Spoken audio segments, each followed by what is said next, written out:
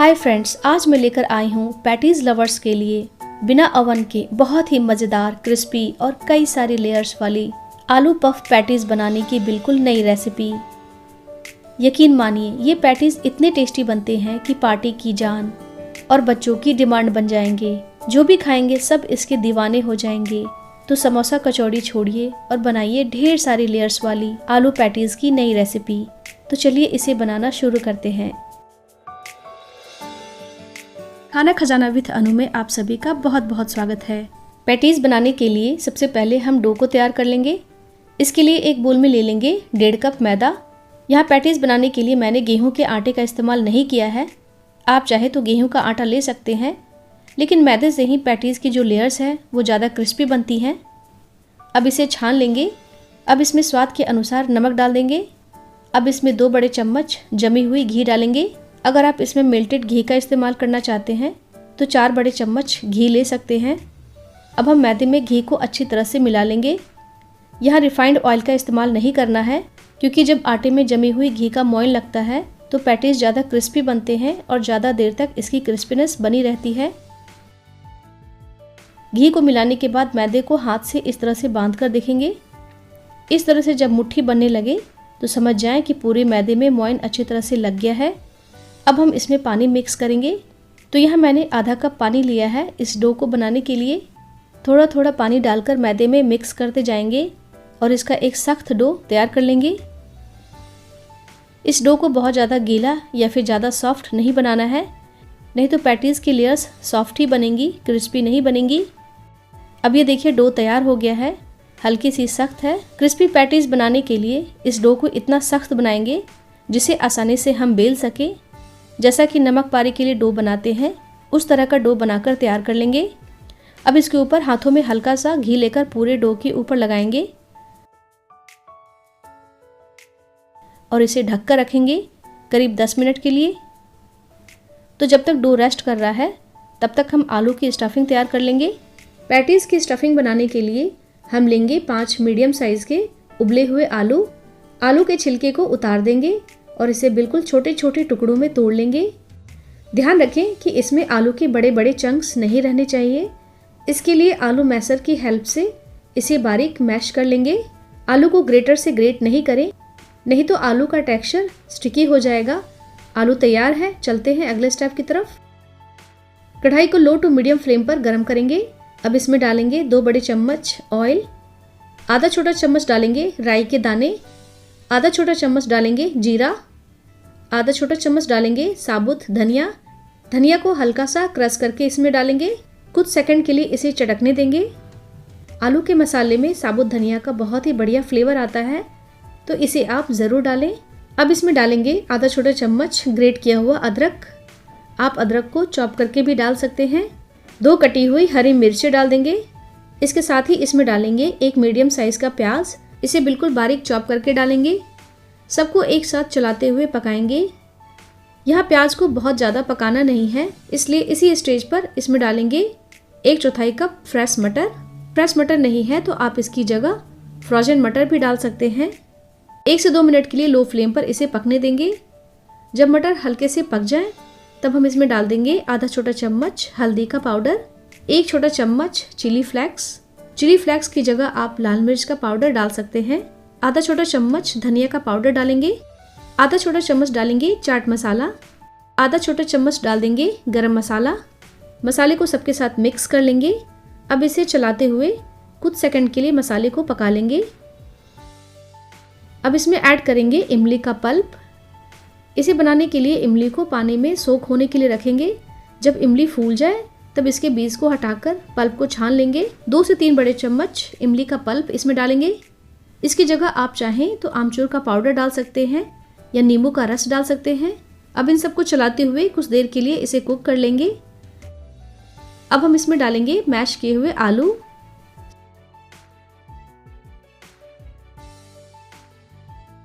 स्वाद के अनुसार इसमें नमक डालेंगे। अब सबको अच्छी तरह से मिलाते हुए 1 से 2 मिनट के लिए लो फ्लेम पर पकाएंगे। जब मसाले आलू के साथ अच्छी तरह से मिक्स हो जाएं, तब हम फ्लेम को बंद कर देंगे और इसे हम एक बोल में निकाल लेंगे। इसे ठंडा होने के लिए रख देंगे। तो जब तक आलू का मसाला ठंडा हो रहा है तब तक हम पैटीज के लिए पेस्ट और घोल को तैयार कर लेंगे। एक बोल में लेंगे 2 बड़े चम्मच आधी जमी हुई घी। यहाँ पिघली हुई घी का इस्तेमाल नहीं करना है। 2 बड़े चम्मच मैदा डालेंगे और 1 बड़ा चम्मच कॉर्नफ्लोर डालेंगे। कॉर्नफ्लोर नहीं है तो सिर्फ मैदा से भी आप इसे बना सकते हैं। इसे अच्छी तरह से मिक्स कर लेंगे और एक थिक पेस्ट बनाकर तैयार करेंगे। अगर ये पेस्ट ज़्यादा गाढ़ी हो जाए तो इसमें आप हल्का सा घी मिला सकते हैं। पतली हो जाए तो इसमें मैदा मिलाकर इसकी कंसिस्टेंसी को ठीक कर सकते हैं। इस तरह के टेक्सचर में पेस्ट बनाकर तैयार कर लेंगे। अब हम दूसरा एक और घोल तैयार करेंगे। इसे हम पैटीज के साइड्स में चिपकाने के लिए बना रहे हैं। इसके लिए 2 छोटे चम्मच मैदा लेंगे और इसके साथ ही 2 से 3 बड़े चम्मच पानी डालकर एक पतला घोल इस तरह से बनाकर तैयार कर लेंगे। अब ये दोनों पेस्ट और घोल बनकर तैयार है। अब चलते हैं अगले स्टेप की तरफ। 15 मिनट हो चुके हैं। अब हम डो को देख लेते हैं।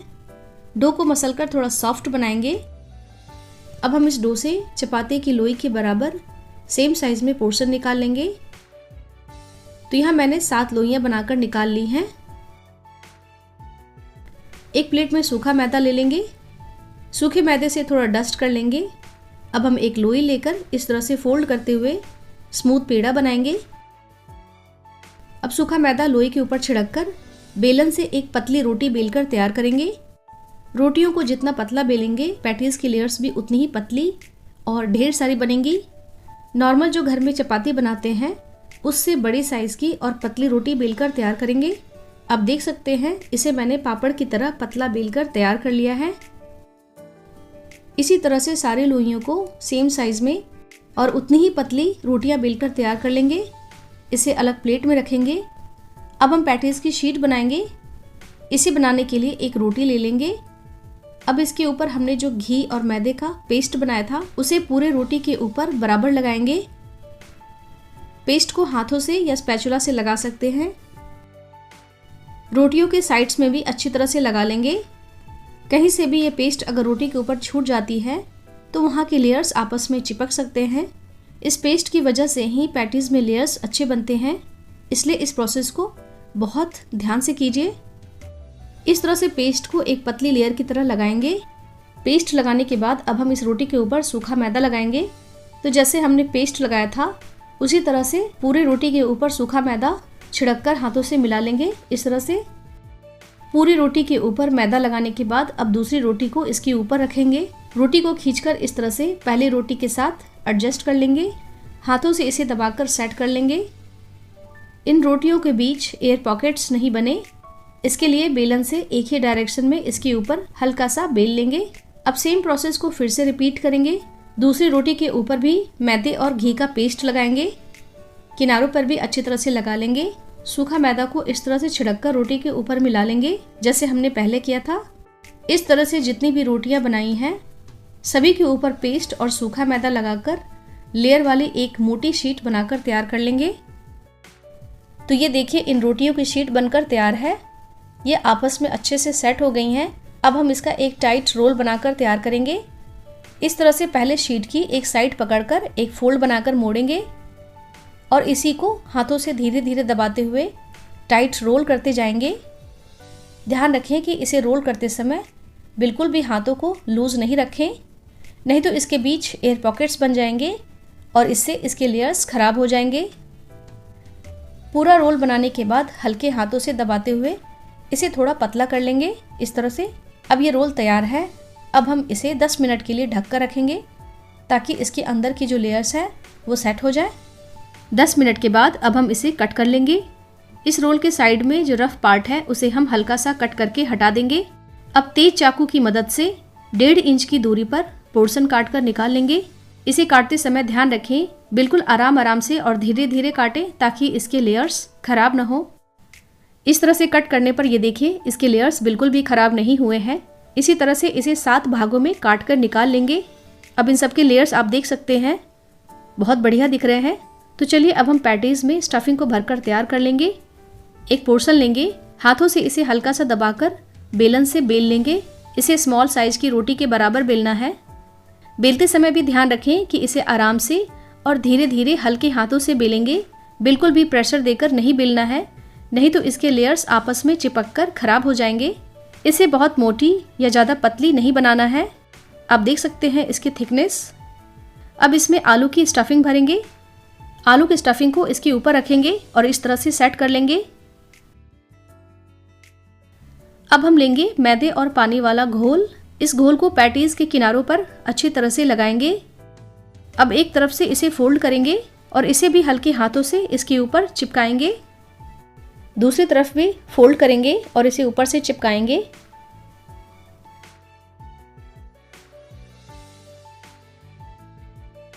अब एक तरफ से मैदे का घोल लगाकर पॉकेट की तरह बनाकर इसे चिपकाएंगे।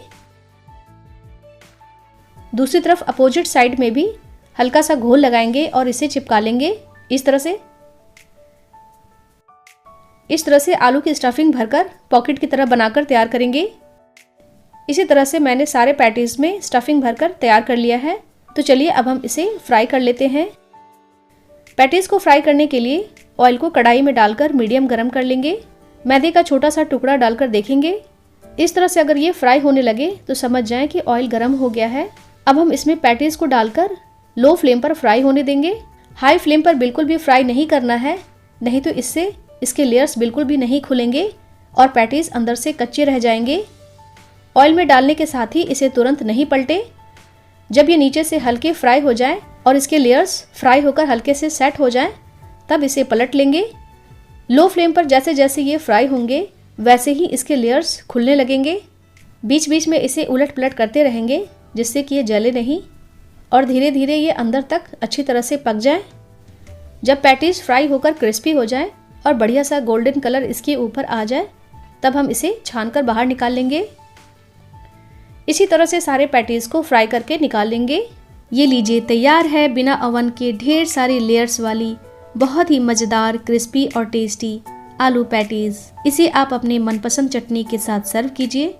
इस तरह से आप मिनटों में बहुत ही मज़ेदार नाश्ता बना सकते हैं।